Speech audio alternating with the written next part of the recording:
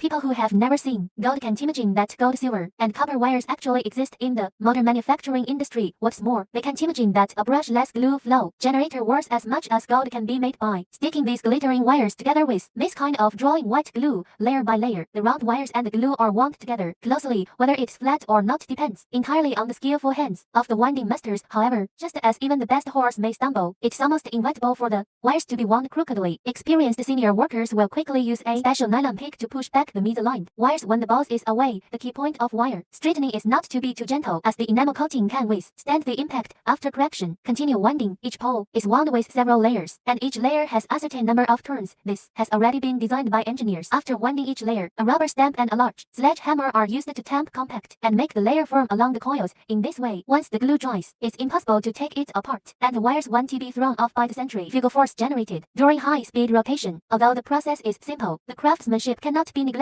Details determine the quality. This is the rotor of a 4-pole generator. After winding one pole, you can use a wrench to loosen the fixing nuts in the front and back of the winding frame. After the rotor is loosened, it can be manually rotated to another pole for continuous winding. This is not only a physically demanding job but also a very delicate one. The winding master has to level the rotor just by eyesight and experience, because the greater the error, the easier it is to wind the wires crookedly. Next, insulating paper is placed at the bottom of the slot, and then the above-mentioned process is repeated until all 4 poles are fully wound. After that, the fixtures acting as baffles at both ends of the winding to prevent wire displacement can be removed. The completed rotor is then sent for vacuum impregnation. Vacuum impregnation is essential if you want to make a generator work as much as gold. Only in a vacuum environment can the epoxy resin in paint penetrate into the capillary gaps, avoiding problems such as bubble residue, corona discharge, and reduced insulation performance. After the impregnated paint dries, it is transferred to the rotor assembly area. Here, workers align the positions of the completed generator rotors and vertically insert them onto the rotor main shaft, and then press them to the marked positions by a hydraulic press. In the same way,